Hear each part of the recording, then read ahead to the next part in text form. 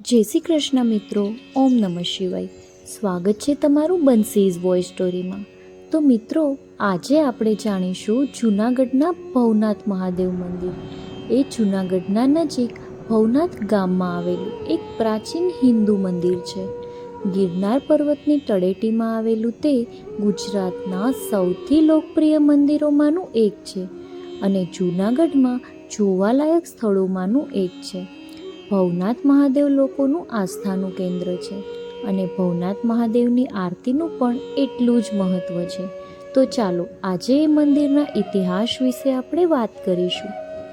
ભવનાથ મંદિરનો ઇતિહાસ તેમજ આ લિંગ ભવેશ્વર તરીકે સ્થાપિત કેમ થયું. ભગવાન શિવના આરાધ્ય સ્થળ ભવનાથ સાથે અનેક દંતકથાઓ સંકળાયેલી છે, જેમાં જૂનાગઢના સાક્ષાત શિવજી અહીં અનાદિકાળથી બિરાજમાન છે. સ્કંદ પુરાણમાં જણાવ્યા અનુસાર એકવાર માતા પાર્વતી મહાદેવને ભવનાથનો ઇતિહાસ પૂછે છે, ત્યારે મહાદેવ તેમને જણાવે છે કે સૌરાષ્ટ્ર દેશમાં વસ્ત્રાપત નામની એક જગ્યા છે, જ્યાં બીલીપત્રના ઝાડની મધ્યમાં મારું લિંગ છે, જેમાં મહાશિવરાત્રિના દિવસે અજાણતા જ એક પારધી આવે છે અને શિવલિંગની પૂજા કરે છે. તેમજ તે આખી રાત જાગરણ કરી અને પૂજા અર્ચના કરે છે. અહીં એક પારધીએ બિલ્લીના વૃક્ષ નીચે બેસીને પૂરી રાત બિલ્લીપત્રો તોડીને અપૂજ શિવલિંગ મૂક્યા અને ભવ તરી ગયો હતો. લોકવાયકા મુજબ મહાવદ 14ને દિવસે પારધી અને ઇન્દ્રદેવે પણ શિવલિંગની પૂજા કરી હતી. ત્યારથી જ શિવલિંગ ભવેશ્વર તરીકે સ્થાપિત થયું હતું. હાલ ભવનાથ તરીકે ઓળખાય છે. ભવનાથ શબ્દનો અર્થ થાય છે ભવનો નાશ કરનારો. ભવનાથ મહાદેવના પ્રાંગણમાં પગ મૂકતાની સાથે જ વ્યક્તિને પાપોમાંથી મુક્તિ મળે છે અને હાલનું જે ભવ્ય મંદિર છે તે વર્ષ 2000માં નવનિર્મિત થયું છે. હવે આપણે જાણીશું ભવનાથ મહાદેવ અને મૃગીકુંડની જાણીતી માન્યતાઓ. મહાશિવરાત્રિના દિવસે ભવનાથ મહાદેવના દર્શન કરવાથી 7 જન્મોનું પાપ ધોવાઈ જાય છે.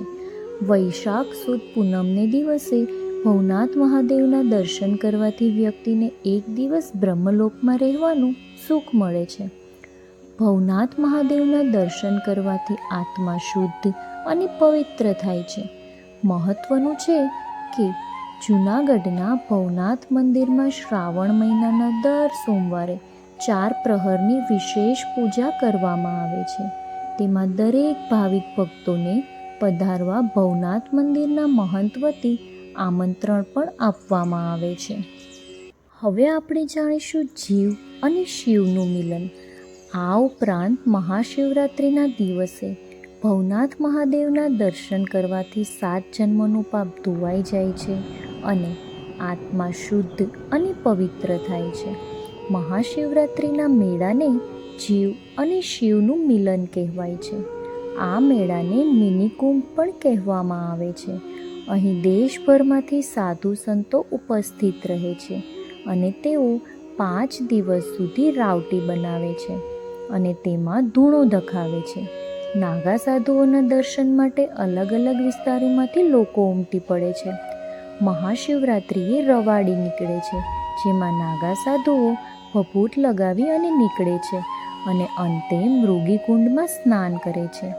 એવી લોકવાયકા છે કે આ દિવસે શિવ જીવ બની અને આવે છે અને મૃગીકુંડમાં સ્નાન કરી અને તેઓ અદૃશ્ય થઈ જાય છે. શ્રદ્ધાળુઓની ભભૂતિને પ્રસાદ રૂપે આપવામાં આવે છે. મહાશિવરાત્રિના મેળામાં દૂરથી જ સાધુ સંતો અને વિવિધ અખાડોના મહામંડલેશ્વર જૂનાગઢ આવી પહોંચે છે અને સતત 5 દિવસ સુધી અહીં ધૂણાઓ બનાવવામાં આવે છે. માટી અને ઈંટો દ્વારા આ ધૂણાઓ બનાવવામાં આવે છે. ધૂણામાં સતત અગ્નિ પ્રજ્વલિત રાખી અને અગ્નિદેવની સાક્ષીમાં શિવ આરાધના સતત 5 દિવસ સુધી કરતા રહે છે અને આ ધૂણાની ભભૂતિ શરીર પર લગાવી અલખની હેલી જગાવે છે. તેમજ અહીં આવતા શ્રદ્ધાળુઓને ભભૂતિને પ્રસાદી રૂપે આપવામાં આવે છે અને લોકોનું કલ્યાણ થાય તે માટે સતત સાધુ સંતો પ્રાર્થના કરતા રહે છે. ધૂણા એ સાધુ સંતોની ઓળખ છે અને ધૂણામાં જ રસોઈ બનાવી અને ભોજન આરોગે છે. શિવરાત્રિનું સ્નાન પૂર્ણ કરી અને ધૂણાનું વિસર્જન કરવામાં આવે છે. આ મંદિરની 6 વિશેષતાઓ વિશે આપણે જાણીશું, જેમાં મંદિરનો ઇતિહાસ કહે છે કે એક વખત શિવજી કૈલાશમાંથી ગિરનાર ક્ષેત્રમાં આવ્યા અને સ્થળ પસંદ પડતા તપ કરવા બેસી ગયા. તે આ સ્થળ છે. પાર્વતીજીનું શિવ સાથેનું મિલન થયું. ધ્યાનમગ્ન શિવજીને વર્ષો વીતી જતાં પાર્વતીજી કૈલાસ પર્વત પર એકલા અકળાઈ ગયા. તેથી શિવજીને શોધવા માટે તેમણે નારદજીને મોકલ્યા.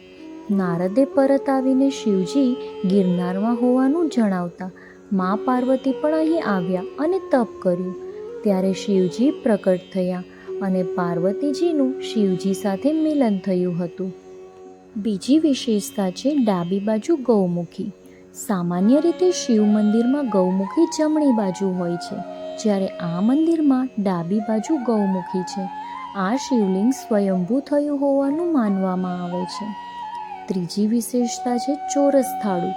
સામાન્ય રીતે શિવ મંદિરમાં શિવલિંગ ફરતેનું ગોળ થાળું હોય છે, જ્યારે અહીં ચોરસ થાળું છે. ચોથી વિશેષતા છે ઓમની પ્રતિકૃતિ. ભવનાથ મંદિરમાં આવેલા શિવલિંગને શૃંગાર વગર જ્યારે એકદમ ધ્યાનથી જોવામાં આવે તો તેમાં ઓમ આકારની પ્રતિકૃતિ જોવા મળે છે. 2 શિવલિંગ. ભવનાથ મંદિરમાં 2 શિવલિંગ છે. નાનું શિવલિંગ સ્વયંભૂ પ્રકટ થયેલું છે, જ્યારે મોટા શિવલિંગની સ્થાપના મહાભારત કાળમાં અશ્વત્થામાએ કરેલ હોવાની ઐતિહાસિક કથની મળે છે. પછી છે 5000 વર્ષ જૂની જગ્યા. દ્રોણાચાર્યના પુત્ર અશ્વત્થામાએ મહાભારતના યુદ્ધમાં જીત મેળવવા માટે આ જગ્યામાં શિવલિંગની સ્થાપના કરી અને તપશ્ચર્યા કરી હતી. મહાભારતના યુદ્ધનો ગાળો આશરે 5000 વર્ષ પહેલાંનો માનવામાં આવી રહ્યો છે. તેથી આ જગ્યા પણ 5000 વર્ષ જૂની હોવાનું માનવામાં આવી રહ્યું છે. પછી છે સાધુ અને સમાજના આરાધ્ય દેવ. ભવનાથ મહાદેવ ભારતભરના સાધુ સમાજના આરાધ્ય દેવ ગણાય છે. માટે દરેક સંપ્રદાયના સાધુઓ વર્ષમાં એક વખત તો ભવનાથ મહાદેવને શીશ નમાવવા આવે જ છે. તો મિત્રો, આ હતો ભવનાથ મહાદેવનો ઇતિહાસ અને તેમની અમુક વિશેષતાઓ. જો તમને મારા આવા વિડીયોઝ ગમતા હોય તો લાઈક અને શેર કરી દેજો, અને આવા જ બીજા વિડીયોના નોટિફિકેશન પણ મળી રહે તે માટે મારી ચેનલ પર જો નવા હોય તો મારી ચેનલને સબસ્ક્રાઈબ કરી લેજો. Thank you for watching.